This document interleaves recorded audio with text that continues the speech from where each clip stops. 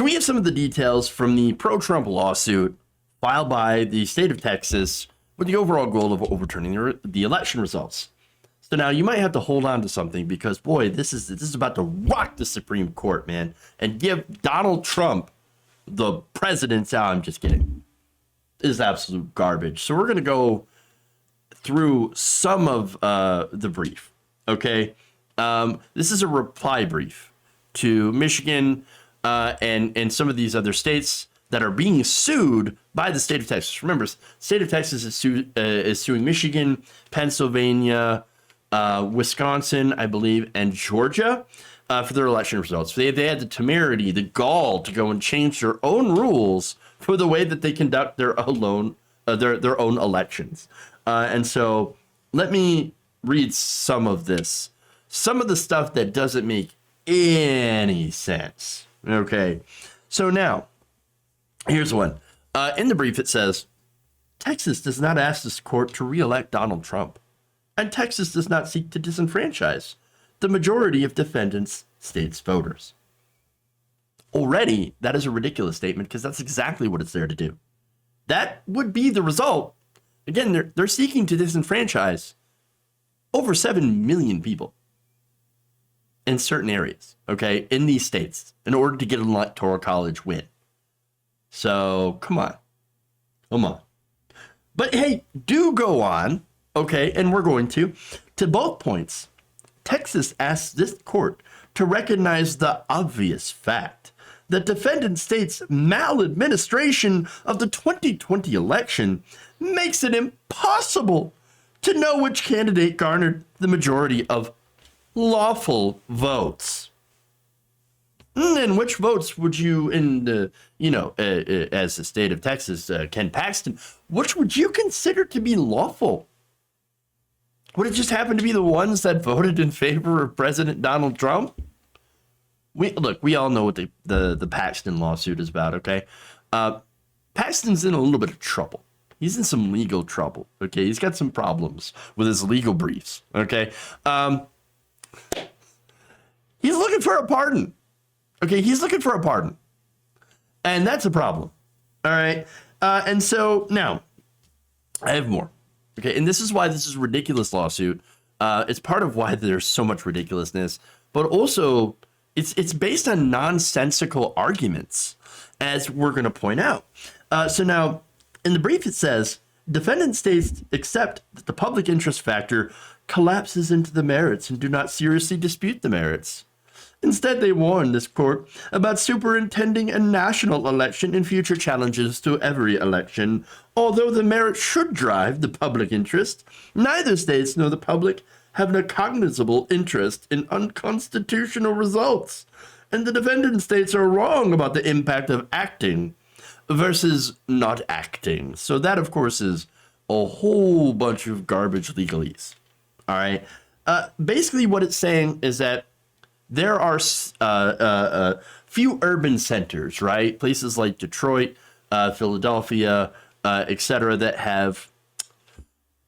had done what did it say?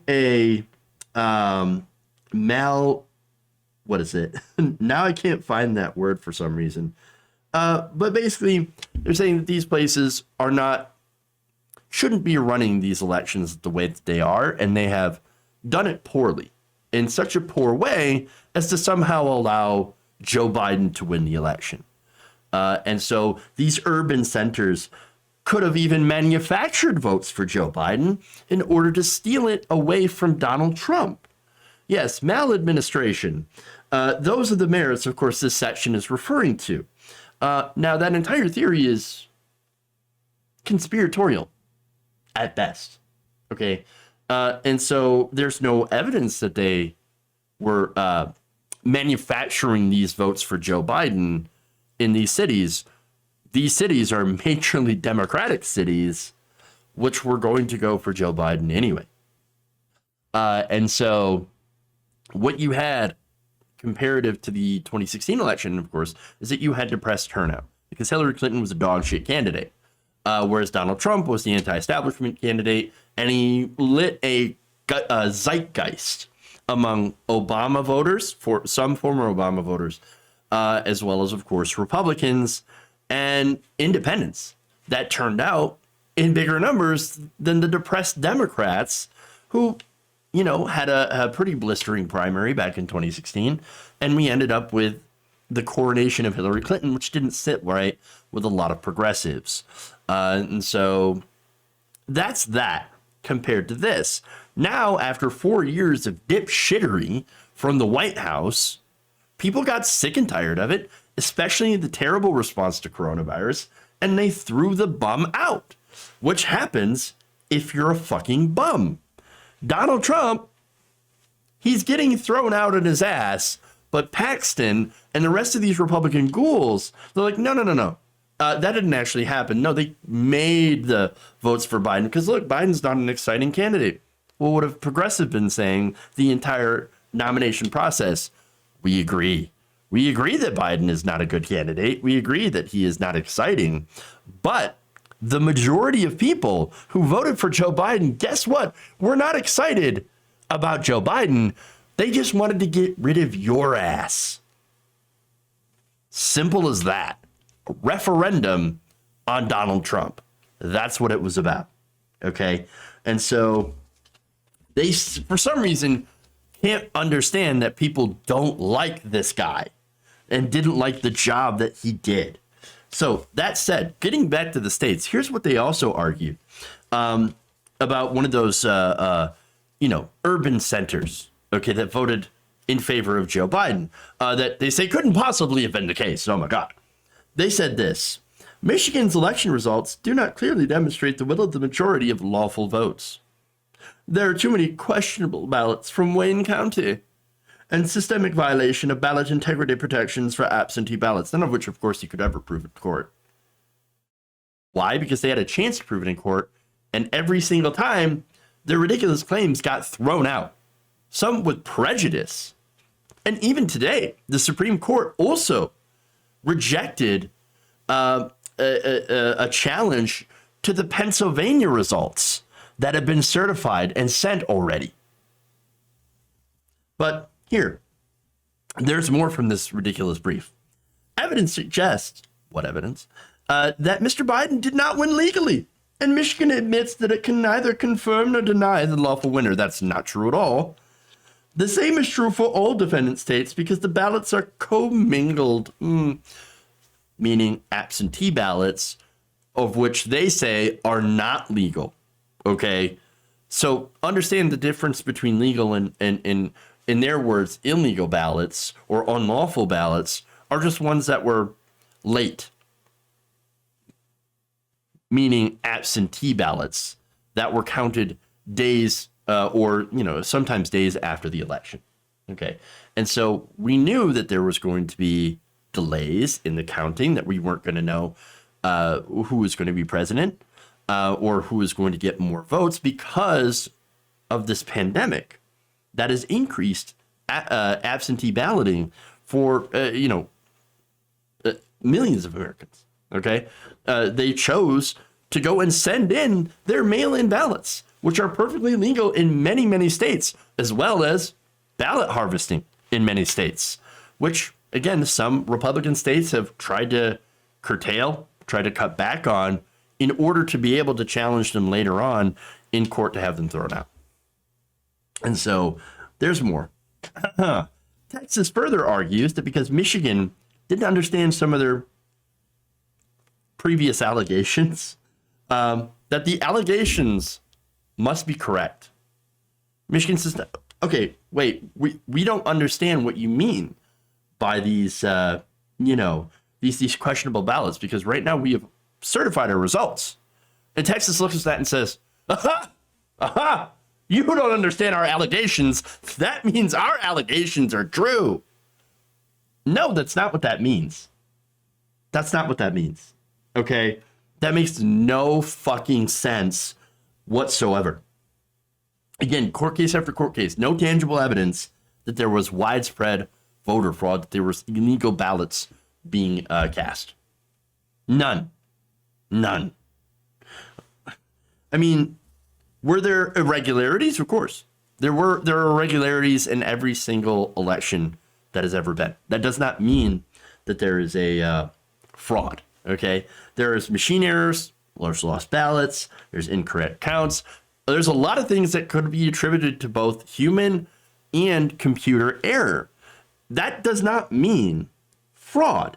In fact, human error is far more likely to happen than some grand conspiracy. And that's unfortunately what Republicans are alleging, what Trump is alleging. Going back to claims made against Michigan, by the way, that were rejected, witnesses said that signatures were not being verified at the TCF Center, where absentee ballots are being counted in Detroit, which is actually true, by the way. But it's not because that they weren't being verified. They were being verified at another location as per state law. So they were being verified. Other challenges, they said, oh, you wouldn't allow us to watch the ballots. That's actually not true. In Pennsylvania, this famous case of them saying, well, there was non-zero persons in the room. That means there were people in the room that were watching you. You verified the ballots and count the ballots. They admitted that. Oh, yeah, there were non-zero people in the room. And so the judge was like, then what's your problem? Well, we just don't like it that they won. That's the big problem. And that's not even the worst of it, okay? So now we have a new amicus brief that was filed today. And this is great. Now, this is to go along with the U.S. Supreme Court case from filed by Texas, okay?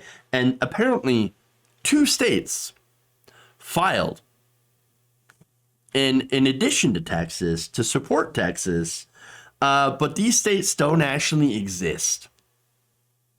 I'm not kidding. According to law professor Stephen Leddick on Twitter, a lawyer named Robert E. Thomas, who claims to be the attorney of, Fallout fans, get ready, New California. New California and New Nevada. These are states that don't exist. The brief decries the purported arbitrary changing of election laws. Remember, in the states that actually exist, specifically Michigan, Pennsylvania, Wisconsin, and Georgia, right? These states that exist are being sued by 2 states that don't exist for changing their very real election laws because they exist. I'm not kidding. You can't make this up. You just can't. Now, here's what Thomas wrote. Part of the reason for the formation of New California State and New Nevada State, it's full of spelling errors, and this is the best part, is to stop the lawless actions of Governors Newsom and Sisolak, writes Thomas, an opinion by the court affirming a national uniform rule of law, reestablishing the supremacy of the Electors Clause of Article 2, Section 1 of the United States Constitution, will resolve some of the complaints causing the establishment of these new states. So they are creating new states in order to make some sort of point where I don't, what? This doesn't even make any sense. Okay, this is bonkers. This is insane. This is off the wall motherfucking parody. It doesn't, and yet these people are apparently totally serious about this. Among other things, the brief alleges that the same-day voter registration is a direct violation of these 2 states, these non-existent states, rights, and a violation of the 14th Amendment. I'm sorry, what? How? That doesn't make any sense. Now, I'm not a lawyer, but I can smell bullshit from a mile away. That is bullshit. Total and complete garbage. Wow. All right. Additionally, here's what they said about the 14th Amendment. Additionally, there's a violation of the Equal Protection Clause of the 14th Amendment, Section 1, for those who vote after receiving an unsolicited mail-in ballot, compared to those who register and ask for an absentee ballot in the existing states of California and Nevada. Oh, okay, but that's the states are allowed to do their own elections in their own way. Okay, that is something that is a states' rights issue. They are allowed to conduct their own elections in their own specific ways and use their own election laws. Now these people are saying, this person from 2 fictitious states is saying, no, you can't do that because that violates the 14th Amendment. Do you believe in states' rights or do you not? Pretty sure we know the answer to that now. Wow. Just wow. Additionally, here's what they say. New California State and New Nevada State, which don't exist, are impacted because both in-person voters and absentee ballot voters are handled differently county to county within the states of California and Nevada, and differently between how voters are treated in California compared to how voters in Nevada are treated. This disparate treatment is a violation of the Equal Protection Clause of the 14th Amendment. Both California and Nevada also allow same-day registration and voting, and those who register and vote on Election Day are treated differently from those who are registered 30 or more days before Election Day. And so, as a result, we should just throw out the results in all of those states. What about the states where Trump won? Don't they have different election laws as well? Wouldn't they also be guilty of violating the 14th Amendment? Oh, no, but that doesn't count because they go for Donald Trump. Wow. This is their great hope, everybody. This is what they're hinging on. They have hitched the wagons to this in order to overturn the election of Donald Trump. A legal election that is fair in every single metric. There has been no voter fraud. William Barr has come out and said that there is absolutely no voter fraud that they could find. None. And you think they would be pretty invested in finding it. There's nothing here. There's just, it's utter trash. Utter trash. I've never seen anything like this. This has to be one of the most insane amicus briefs I've ever seen. Could you imagine even putting your name on this as a lawyer? I don't even know if this person exists. You would think it would get you disbarred. But then again, if somebody like Rudy Giuliani can continue to practice law, where the guy's like literally melting with oil running down his face, I mean, I don't even know anymore. If you enjoyed this video, please give us a like and share with your friends. You can subscribe and help out the channel by becoming a patron. It's patreon.com/Jeff Waldorf, or you can become a channel member as well by hitting the join button below.